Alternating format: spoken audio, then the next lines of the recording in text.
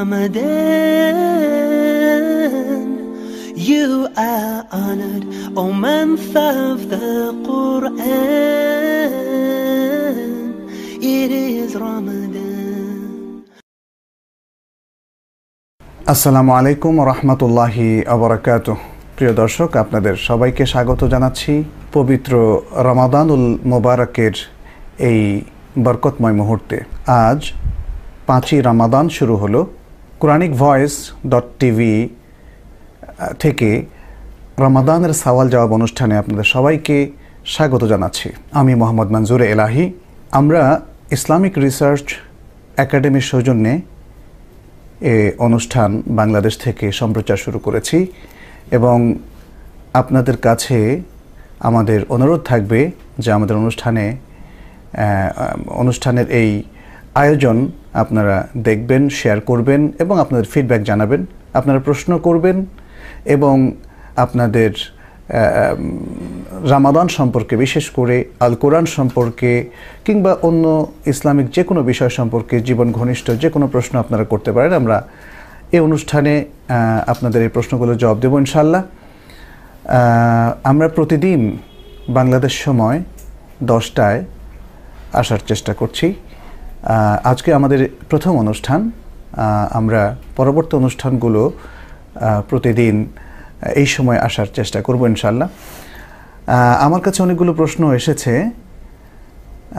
ঢাকার বনশ্রী থেকে ফাতিমা একটি প্রশ্ন পাঠিয়েছেন। তিনি বলেছেন যে রমাদান মাসে কেন কোরআন নাজিল করা হলো? রমাদান মাসে কোরআন কেন নাজিল করা হলো এর উত্তর আমরা শুরু করব সূরা আল বাকারার 185 নম্বর আয়াত দিয়ে, যেখানে আল্লাহ তাআলা বলেছেন, শাহরুর রমাদান আল্লাযী উনজিলা ফীহিল কুরআন হুদাল লিন-নাস ওয়া বায়িনাতিন মিনাল হুদা ওয়াল ফুরকান। রমাদান মাস যাতে কোরআন নাজিল হয়েছে কেন?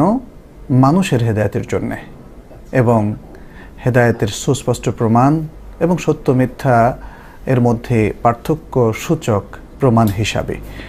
এখানে আমরা লক্ষ্য করি আল্লাহ তাআলা রমাদান মাসকে চুজ করেছেন কোরআনের জন্যে এবং এই কোরআন কেন নাজিল করেছেন তার দুটো কারণ এখানে বর্ণনা করেছেন। আমরা যদি একটু সামান্য ব্যাখ্যা করি তাহলে এর উত্তর এভাবে দিতে পারি যে যেহেতু আল্লাহ তাআলা মানব জাতির হেদায়েতের জন্য কোরআন নাজিল করেছেন, সেই কোরআন ভিত্তিক আমাদের একটা ট্রেনিং সেশন প্রয়োজন। প্রতি বছর আল্লাহ তাআলা রমাদানকে সেই ট্রেনিং সেশন হিসাবে নির্ধারণ করে দিয়েছেন। আল্লাহ তাআলা যে কোরআন তিনি নাজিল করেছেন সেই কোরআন যাতে মানুষ ভালো করে বুঝে, কোরআন চর্চা করে এবং কোরআন ভিত্তিক তারা জীবন গঠন করার জন্য নানাবিধ ইবাদতের প্র্যাকটিস তারা করে, সেই জন্য আল্লাহ তাআলা এই রমাদান মাসকে চুজ করেছেন। কারণ রমাদান হচ্ছে ইবাদতের ভরা মৌসুম।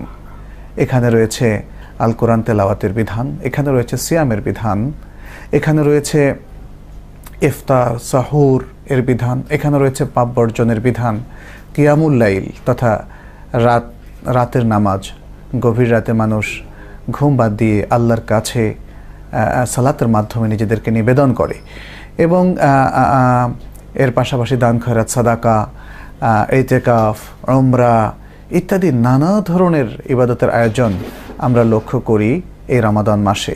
ফলে যে কোরআন আমাদেরকে বিভিন্ন ইবাদতের কোর্স দিয়েছে, রমাদান হচ্ছে এমন একটা মাস যে মাসে এই সকল ইবাদত আমরা লক্ষ্য করি যে মানুষ সেই সমস্ত ইবাদতের চর্চা করে এবং এর মধ্য দিয়ে মূলত কোরআনেরই চর্চা করে। আরেকটি বিষয়, সেটি হচ্ছে আল কোরআন মানুষকে আখলাক শেখায়। কোরআন নাজিল হয়েছে রাসূলুল্লাহ সাল্লাল্লাহু আলাইহি সাল্লামের উপর।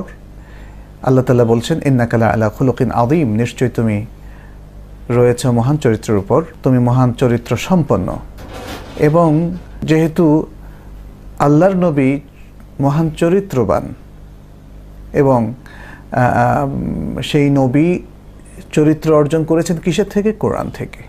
আল্লাহ তাআলা তাকে স্পেশাল একটা মার্সি করেছেন, তাকে সবসময় নবুয়তের আগ থেকেই তাকে আল্লাহ তাআলা নিয়ন্ত্রণের মধ্যে রেখেছেন, যাতে তিনি সব সময় একজন ভালো মানুষ হিসাবে সেই সমাজে, বিশ্ব সমাজে সাব্যস্ত হন, সে বিষয়টা আমরা সিরাতের মধ্যে লক্ষ্য করেছি। কিন্তু কোরআনের মাধ্যমে তিনি যে বড় আখলাকের অধিকারী হয়েছেন সেটা আমরা আয়েশা রাদিয়াল্লাহু তাআলা আনহার হাদিস থেকে জানি।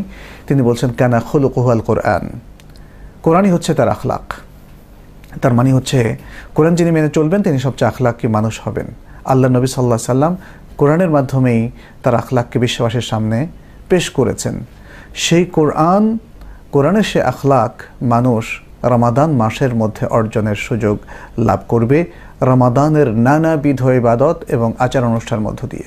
আমরা আরেকটা দেখি যে মহান আল্লাহ রাব্বুল আলামিন রমাদান মাসে নানা ধরনের পাপ বর্জন করার প্রতি আমাদেরকে উদ্বুদ্ধ করেছেন এবং সিয়াম সাধনা মোটেই অর্থবহ হবে না যদি মানুষ মিথ্যা কথা, মিথ্যা কাজ, এ ব্যাপারে আমরা দেখি যে রাসূল সাল্লাল্লাহু আলাইহি ওয়াসাল্লাম বলেছেন, মান লাম ইয়াদা কাওলা যুরি ওয়াল আমালা বিহি ফালাইসা লিল্লাহি হাজাতুন ফি আন ইয়াদা তাআমাহু ওয়া শারাবাহু।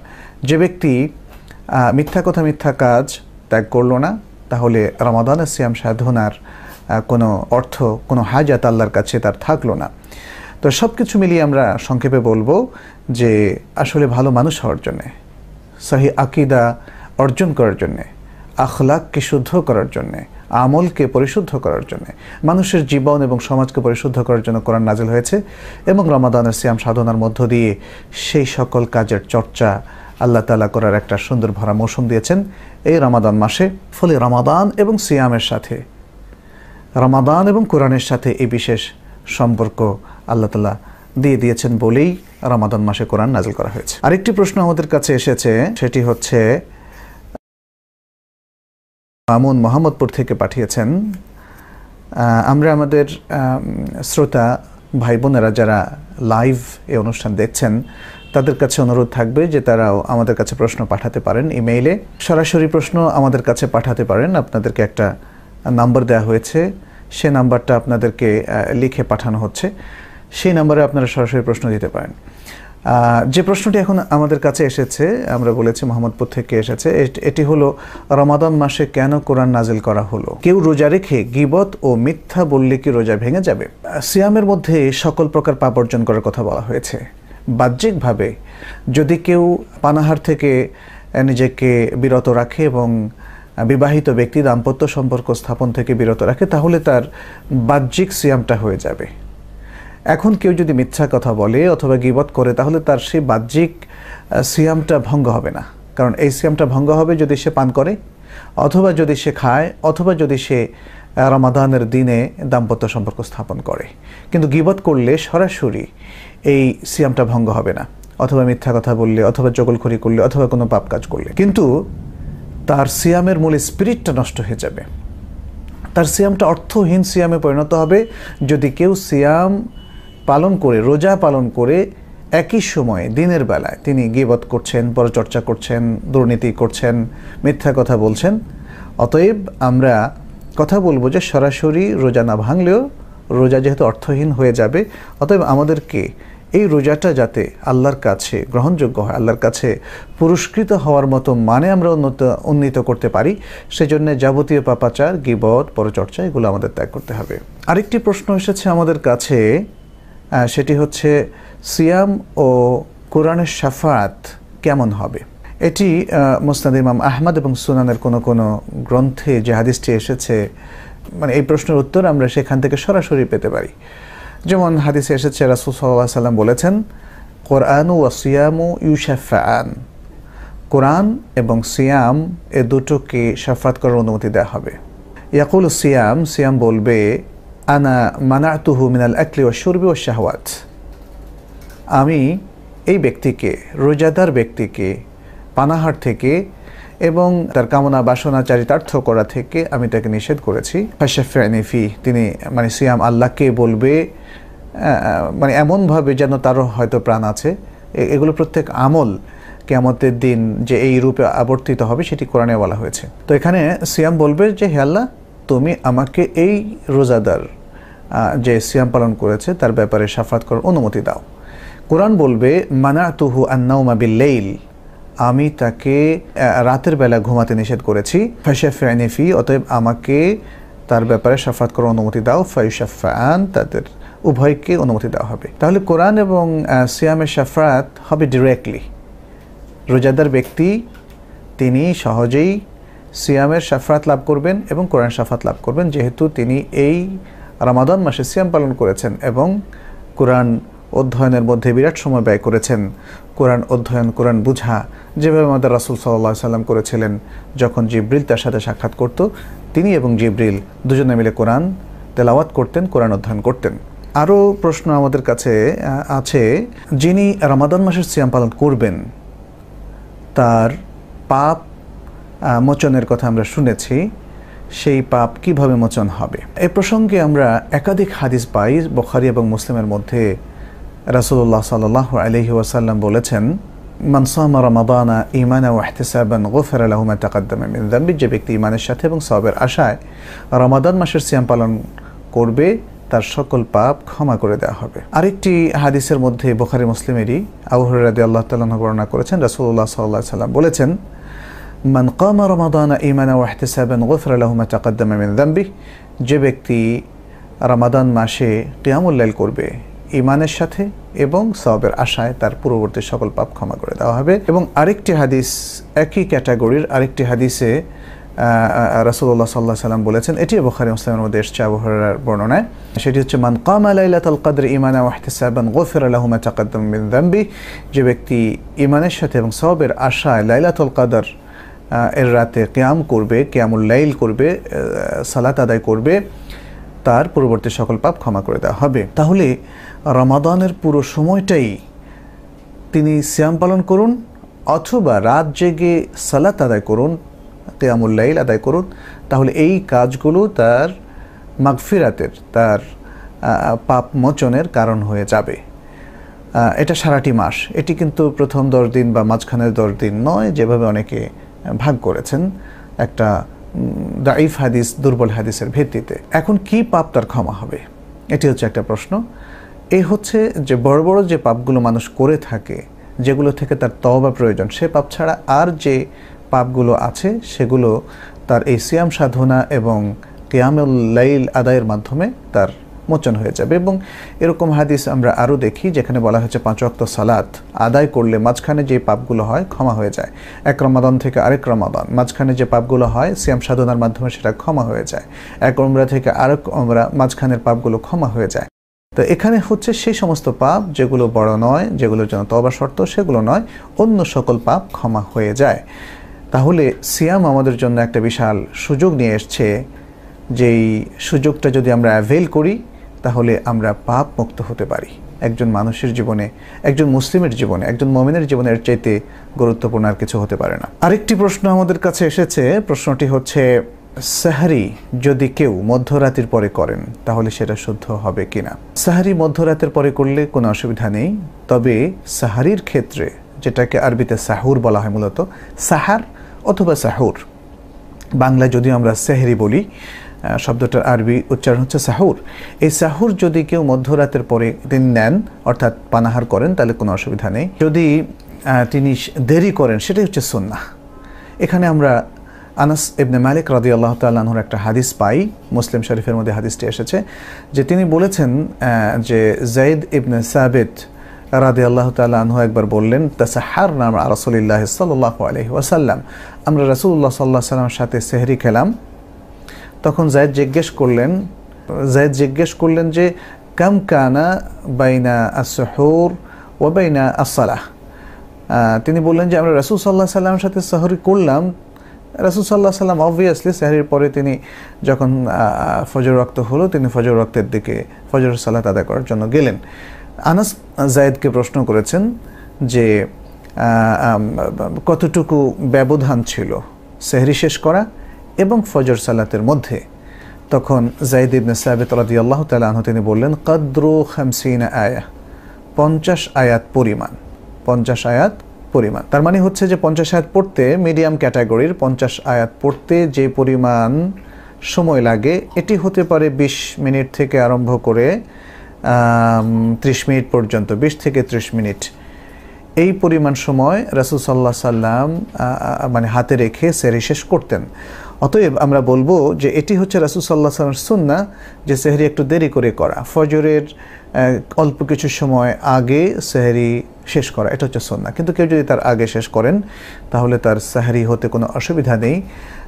বিশেষ করে যারা হয়তো তারাবির সালাত দীর্ঘ কেরাতে পড়তে পড়তে হয়তো তাদের 11টা সাড়ে 11টা বেজে যায়, সেক্ষেত্রে বাংলাদেশের কথা আমি বলছি, রাত 12টার পরে তারা হয়তো একটু রেস্ট নিয়ে খেয়ে একসাথে ঘুমালে ফজর এর আগে উঠে যেতে পারেন। সবচেয়ে ভালো হবে যে স্কেজুয়ালটা এমনভাবে করা যাতে রাসূল সাল্লাল্লাহু আলাইহি ওয়াসাল্লামের সুন্নাহ আমরা পালন করতে পারি। আর যারা যে সমস্ত ভাইরা স্ক্যান্ডিনেভিয়ান কান্ট্রিগুলোতে আছেন অথবা ওয়েস্টার্ন কোনো কান্ট্রিতে আছেন, তাদের সময় আর আমাদের এই প্রাচ্যের সময়ের মধ্যে অনেক ব্যবধান আছে। কোনো দেশে দেখা যাচ্ছে যে মাত্র 4 ঘন্টা 3 ঘন্টা বা তার কম বেশি ব্যবধান আছে। সেক্ষেত্রে তারা তার সাথে মিল রেখে তারা সে সময়টা করে নেবেন।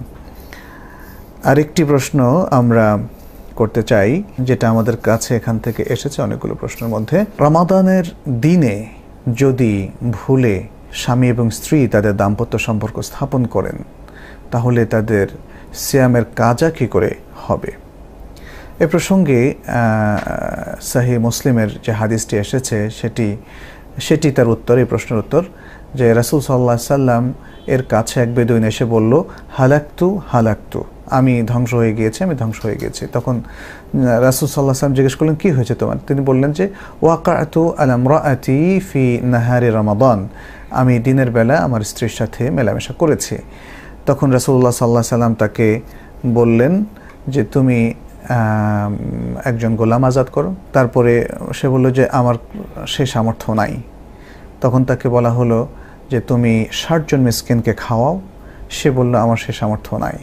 তখন তাকে বলা হলো তাহলে তুমি 60টি রোজা একসাথে একাধারে অনবরত পালন করো। বলল যে আমি তো দুর্বল, আমি সেটাও পারি না। তখন রাসূল সাল্লাল্লাহু আলাইহি সাল্লাম বলল যে তাহলে ঠিক আছে, তুমি বসো। এরপরে রাসূল সাল্লাল্লাহু আলাইহি সাল্লাম অপেক্ষা করতে থাকলেন বা আরও কিছু কাজ ছিল সেগুলো করলেন। ইত্যবসরে কিছু সাদাকার খেজুর আসলো। সেই খেজুর হয়তো 60 জন মিসকিনকে খাওয়ানোর মতো একটা পরিমাণ ছিল। তিনি ওই ব্যক্তিকে বললেন যে এই খেজুরটা নাও, এই খেজুর নিয়ে তুমি মিসকিনদের মধ্যে বন্টন করো, তোমার কাফারা হয়ে যাবে। সে বলল যে আমার চাইতেও গরিব কাউকে কি এই খেজুর আমাকে দিতে হবে রাসূলুল্লাহ সাল্লাল্লাহু আলাইহি সাল্লাম? তখন রাসূল বললেন যে সে বলল যে আল্লাহর কসম যে এই মদিনায় আমার চাইতে গরিব বা আরও দরিদ্র আর কেউ নেই। তখন রাসূল সাল্লাল্লাহু আলাইহি সাল্লাম হাসলেন, তার দাঁত পর্যন্ত দেখা গেল, এবং বলল যে ঠিক আছে, তুমি এগুলো নিয়ে যাও, এগুলো খাও। তো এখানে এই হাদিসে যেটা বোঝা গেল যে এই সম্পর্ক স্থাপনের পরে প্রথম কাজ হচ্ছে কাফারা দেওয়া, এবং কাফারার 3টা অপশন রয়েছে। গোলাম আজাদ করা, সেই যুগ এখন আর নেই, হয়তো গোলাম কেউ পাবেন না, তাহলে 60 জন মিসকিনকে খাওয়াবেন অথবা 60টি রোজা রাখবেন, মাঝখানে রোজা ভাঙবেন না। আর আরেকটি হচ্ছে যে তিনি ওই দিনের রোজাও কাজা করবেন, তাকে কাফারাও দিতে হবে, তাকে কাজাও করতে হবে, এটা হচ্ছে বিধান। অতএব আমরা যখন সিয়ামের মধ্যে থাকি তখন আমাদেরকে খুবই সতর্ক থাকতে হবে যাতে করে আমরা এই ধরনের ভুল বিভ্রান্তির মধ্যে লিপ্ত না হই। আরেকটি প্রশ্ন, আমরা যেহেতু সিয়ামের মধ্যে অবস্থান করছি, সিয়াম বিষয়ক প্রশ্নগুলো আমরা প্রথমে নিচ্ছি। শিশুদের সিয়ামের ব্যাপারে ইসলামের কি বক্তব্য? শিশুদের সিয়ামের ব্যাপারে ইসলাম আসলে অনুপ্রেরণা দিয়েছে, উদ্বুদ্ধ করেছে। কারণ শিশু যখন বুঝতে শেখে তখনই তাকে ইবাদতের প্র্যাকটিসে অন্তর্ভুক্ত করার আমরা দলিল শরিয়াতে পাই।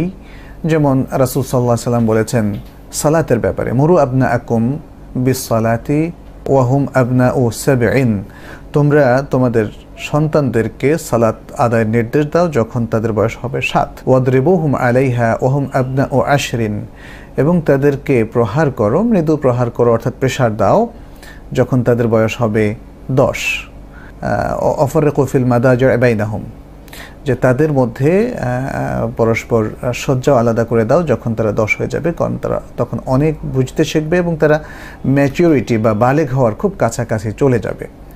তাহলে এখানে দেখা গেল যে আসলে 7 বছর বয়সে একটা ছেলে কিন্তু বালেগ হয় না, সে হয়তো কিছু ডিস্টিংগুইশ করতে শেখে, পার্থক্য করতে শেখে। সে অবস্থায় তাকে সালাতের নির্দেশ দেওয়া, তার মানে হচ্ছে তাকে ধীরে ধীরে সালাতে অভ্যস্ত করা।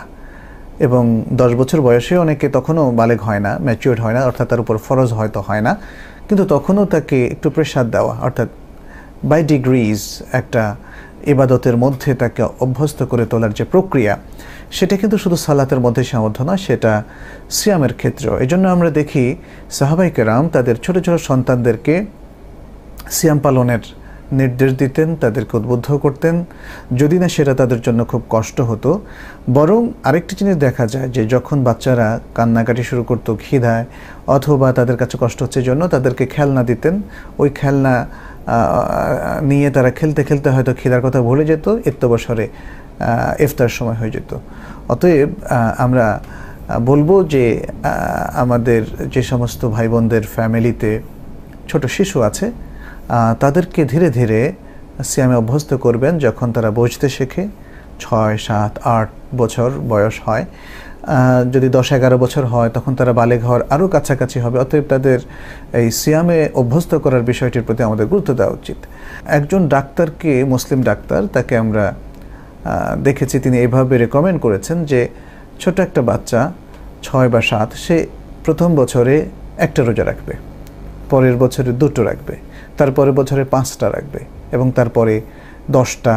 এভাবে যদি বাড়ানো হয় তাহলে তাদের মধ্যে একদিকে যেমন আনন্দ পাবে তারা, অন্যদিকে তারা অভ্যস্ত হয়ে পড়বে।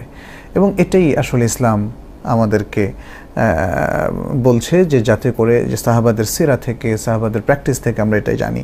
অতএব আমরা বলবো যে আমাদের ভাই বোনেরা যাদের শিশু সন্তান রয়েছে বা কিশোর রয়েছে, যারা যদি বালেগ নাও হয়, যারা সিয়ামের মধ্যে অবস্থান করছে, তারা যেন সিয়াম 1টা, 2টো, 5টা, 10টা, 15টা যতটুকু পারে পালন করে।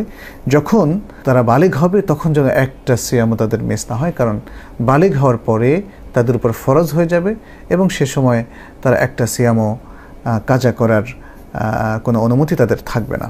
কোরআন বিষয়ক একটি প্রশ্ন আমরা নিব। আল কোরআনে আল্লাহ তাআলা বলেছেন লাআল্লাকুম তাত্তাকুন। তিনি সিয়াম ফরজ হওয়ার ঘোষণা করার পরে এই অংশটুকু বলেছেন, উল্লেখ করেছেন। তো সেক্ষেত্রে তাকওয়াটাকে সিয়ামের সাথে আমরা কিভাবে লিঙ্ক করব? সিয়ামের অন্যতম একটা উদ্দেশ্য হচ্ছে, অবজেক্টিভস হচ্ছে তাকওয়া অর্জন করা। তাকওয়া অর্জন করবে সিয়াম পালনের মধ্য দিয়ে, সিয়ামের আরও যে সমস্ত ইবাদতের স্কোপ আছে সেগুলো অ্যাভেল করার মধ্য দিয়ে, সেগুলো চর্চা করার মধ্য দিয়ে, এবং নানা প্রকারের পাপ, অন্যায়, দুর্নীতি বর্জনের মধ্য দিয়ে। আমরা আজকে আলোচনার শুরুতে এ বিষয়ে কথা বলেছি। সিয়ামের অনেকগুলো অবজেক্টিভসের মধ্যে একটা হচ্ছে তাহকিকুত তাকওয়া, তাকওয়া বাস্তবায়ন। অর্থাৎ একজন সায়েম বা রোজাদার তিনি যেন মুত্তাকি হন। মুত্তাকি ব্যক্তি হচ্ছে সেই ব্যক্তি যে আল্লাহ তাআলার নির্দেশ বাস্তবায়ন করে সর্বতোভাবে, রাসূলুল্লাহ সাল্লাল্লাহু আলাইহি ওয়াসাল্লামের সুন্নাহর আলোকে, এবং যে আল্লাহ তাআলার নিষিদ্ধ যাবতীয় বিধানকে সে বর্জন করে আল্লাহ তাআলার নির্দেশনার আলোকে, রাসূল সাল্লাল্লাহু আলাইহি ওয়াসাল্লামের হাদিসের আলোকে। তো সিয়ামের মধ্য দিয়ে এভাবেই ব্যক্তি তাকওয়া অর্জন করতে পারে, যেহেতু সে আল্লাহর নির্দেশ বাস্তবায়ন করছে এবং অন্যদিকে সে বেশি বেশি ইবাদতের যে সুযোগ তার সামনে উন্মুক্ত হয়েছে সে সেগুলোকে ফলো করে। আর সিয়ামকে অর্থবহ করার জন্যে সে মিথ্যা কথা, মিথ্যা কাজ, গীবত, পরচর্চা, সুদ, ঘুষ সহ আরও যাবতীয় যেই নিষিদ্ধকৃত বস্তুগুলো আছে সেগুলো সে বর্জন। এভাবে নির্দেশ পালন এবং নিষেধকৃত বস্তু বর্জনের মধ্য দিয়ে সিয়ামে তাকওয়া অর্জন করার একটা বিশেষ সুযোগ সৃষ্টি হয়। অতএব এই জন্যই আল্লাহ তাআলা কোরআনের 183 নম্বর আয়াত সূরা আল বাকারার তিনি বলেছেন, কুতিবা আলাইকুমুস সিয়াম কামা কুতিবা আলাল্লাযিনা মিন ক্বাবলিকুম লাআল্লাকুম তাত্তাকুন। তোমাদের উপর সিয়াম ফরজ করা হয়েছে যেভাবে তোমাদের পূর্ববর্তীদের উপর ফরজ করা হয়েছিল, যেন তোমরা মুত্তাকি হও, অর্থাৎ মুত্তাকি হওয়ার জন্যে। সুতরাং তাকওয়া অর্জন এটা সিয়ামের অন্যতম একটি লক্ষ্য। আমরা আজকে আমাদের সময় যেহেতু প্রায় শেষের দিকে, আমরা আর একটি বা দুটো প্রশ্ন নেব ইনশাআল্লাহ। নারীরা যখন তাদের মাসিক একটি বিশেষ অবস্থায় থাকে তখন সিয়াম কিংবা অন্যান্য ইবাদতের ক্ষেত্রে তাদের কি করণীয়? প্রথম কথা হচ্ছে যে নারীরা যখন হাইজ কিংবা নেফাসের মধ্যে থাকে তখন তাদের সিয়াম পালন করা যাবে না। আয়েশা রাদিয়াল্লাহু তাআলা আনহার কাছে এক মহিলা এসে জিজ্ঞেস করেছিল যে মহিলাদের ব্যাপারটা কি, যে তারা যখন এই অবস্থায় থাকে তখন তারা সালাত কাজা করে না কিন্তু সিয়াম কাজা করে, অথচ দুটোই ইবাদত, দুটোই ইসলামের দুটো রকম, কেন এই ভিন্নতা? আয়েশা রাদিয়াল্লাহু তাআলা আনহা তাকে জিজ্ঞেস করেছিলেন, তুমি কি হারুরি, অর্থাৎ তুমি কি বুদ্ধিবৃত্তিক চলো? অর্থাৎ এমন মহিলা, হারুর আসলে একটা জায়গার নাম ইরাকে, যেখানে লোকজন ওহির সরাসরি ইনস্ট্রাকশনের পরিবর্তে তাদের বুদ্ধিকে বেশি কাজে লাগায়, প্রাধান্য দেয়। তখন সেই মহিলা বলল যে না, আমি ওই টাইপের লোক নই যে আমি বুদ্ধির আলোকে কথা বলি, বরং আমার কাছে জাস্ট একটা বোঝার জন্য এই প্রশ্নটা উদ্রেক হয়েছে যে আসলে এরকম কেন। তখন আয়েশা রাদিয়াল্লাহু তাআলা আনহা বললেন যে আমাদেরকে এভাবে নির্দেশ দেওয়া হয়েছে যে এই অবস্থায় আমরা সালাত কাজা করব না কিন্তু সিয়াম কাজা করব। তাহলে এই অবস্থায় আমরা বলবো যে মেয়েরা দিনের শুরুতে অথবা শেষে যখনই তাদের এই অবস্থা শুরু হোক তাদের সেই দিনকার রোজা কাজা করতে হবে এবং রোজা ভেঙে যাবে, এবং তাকে ওই অবস্থা রোজা রাখলে হবে না যতক্ষণ না তিনি হাইজ কিংবা নেফাস থেকে পবিত্র হন। স্বাভাবিকভাবে যেহেতু সালাত আদায় করছেন না, তার ফরজ সালাতও নেই, নফল কিয়ামুল লাইলও তখন থাকবে না। কোরআন অধ্যয়ন তিনি করবেন কিনা এই ব্যাপারে বিশুদ্ধ মত হচ্ছে, আমাদের অনেক মত আছে, কেউ বলছেন করতে অসুবিধা নেই, কেউ বলেছেন যে না করা যাবে না। বিশুদ্ধ মত হচ্ছে যে না, তিনি কোরআন মুসহাফ থেকে অধ্যয়ন করবেন না। তবে তার যদি পরীক্ষা থেকে থাকে অথবা তার শিক্ষিকা হিসাবে অথবা ছাত্র হিসাবে তাকে বাধ্যতামূলক কিছু পড়তে হয়, তখন তিনি চেষ্টা করবেন স্পর্শ না করে পড়ার জন্যে। আর যদি স্পর্শ করতে হয় তখন কোনো হাইল দিয়ে বা কোনো কাপড় দিয়ে স্পর্শ করে পড়বেন, অর্থাৎ সেটি স্বাভাবিক অবস্থায় প্রয়োজন না হলে তিনি কোরআন তেলাওয়াতটা অ্যাভয়েড করবেন। তবে তিনি যদি কোরআনের আয়াত থেকে দোয়াগুলো তিনি পাঠ করেন তাতে কোনো অসুবিধা নেই, হাদিস পাঠ করতে কোনো অসুবিধা নেই, ইসলামিক কোনো বই পড়তে কোনো অসুবিধা নেই, মানুষকে ইসলামিকলি হেদায়েত দিতে কোনো অসুবিধা নেই, ইসলামিক কোনো বক্তব্য যদি তিনি পেশ করেন তাতে কোনো অসুবিধা নেই। আর আরেকটি বিষয় হচ্ছে এই অবস্থায় তিনি মসজিদে অবস্থান করতে পারবেন কিনা। এখানে খুব অল্প সংখ্যক ওলামারা বলেছেন যদি প্রয়োজন থাকে তাহলে মসজিদে অবস্থান করবেন, কিন্তু আমরা দেখি যে সব মুহাক্কিক ওলামারা নিষেধ করেছেন। মেয়েরা তাদের বিশাল কোনো প্রয়োজন না হলে মসজিদ থেকে দূরে থাকবে তারা। আমরা যেমন লক্ষ্য করি রাসূলুল্লাহ সাল্লাল্লাহু আলাইহি সাল্লাম ঈদের সালাতেও হাইজরাতা মহিলাদেরকে আসতে উদ্বুদ্ধ করেছেন, কিন্তু তাদেরকে বলেছেন ওয়াতাজিলনা, তারা ঈদের সালাতে শামিল হওয়া থেকে একটু দূরে থাকবে। তাহলে মসজিদে যে সমস্ত মহিলারা মাসিকে অবস্থান করছেন তারা মসজিদে আসার কোনো প্রয়োজন নেই, তারা পবিত্র হলেই মসজিদে প্রবেশ করবেন, এটি হচ্ছে বিশুদ্ধ কথা। সর্বশেষ একটা প্রশ্ন নিয়ে আজকে শেষ করব, সেটি হচ্ছে রাসূলুল্লাহ সাল্লাল্লাহু আলাইহি ওয়াসাল্লাম কি সব রমাদানের পুরো দিনগুলোতেই ইতিকাফ করেছেন তার জীবনের শেষ পর্যন্ত? ইতিকাফের বিষয়ে কথা হচ্ছে যে এটা রাসূল সাল্লাল্লাহু আলাইহি ওয়াসাল্লাম একটা সুন্নাহ রমাদানে ইতিকাফ করা। আমরা একটা সহিহ হাদিস থেকে জানি যে রাসূল সাল্লাল্লাহু আলাইহি ওয়াসাল্লাম তিনি রমাদানের প্রথম যখন ইতিকাফ করা শুরু করেন রমাদানের প্রথম 10 দিন, তার উদ্দেশ্য ছিল লাইলাতুল কদর তালাশ করা। জিবরিল তাকে বললেন যে তুমি যা খুঁজছো সেটি আরও সামনে। তখন ওই বছরই তিনি দ্বিতীয় 10 দিনে ইতিকাফ করলেন এবং তারপর জিবরিল আবার তাকে বললেন তুমি যা খুঁজছো সেটি সামনে। তখন তিনি শেষ 10 দিনও ইতিকাফ করলেন এবং জিবরিলের শেষ কথা থেকে এটা নির্ধারিত হয়ে গেল, বোঝা গেল যে লাইলাতুল কদর হচ্ছে রমাদানের শেষ 10 দিন। এ প্রসঙ্গে অনেকগুলো হাদিস রাসূল সাল্লাল্লাহু আলাইহি সাল্লাম থেকে এসেছে। রাসূল সাল্লাল্লাহু আলাইহি সাল্লাম সেই লাইলাতুল কদরকে অ্যাভেইল করার জন্যে, পাওয়ার জন্যে তিনি ইতিকাফে বসতেন, যেহেতু ইতিকাফ হচ্ছে একটা বিশেষ ইবাদত।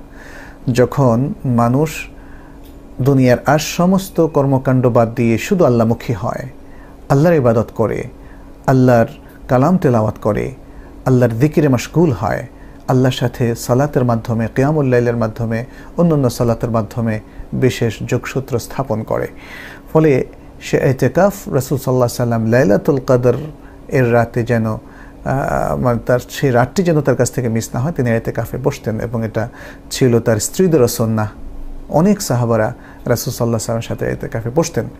তার সুতরাং আমরা বলবো যে ইতিকাফের সাথে রমাদানের একটা নিবিড় সম্পর্ক রয়েছে।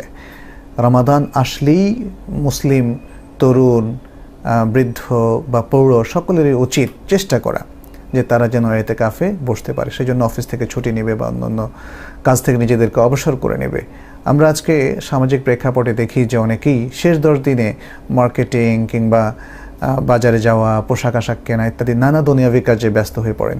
এই কাজগুলো যদি তারা আগে সেরে রাখেন তাহলে ইতিকাফের জন্য তারা সময় বের করতে পারবেন ইনশাআল্লাহ। পরিশেষে আমরা বলবো যে আসুন আমরা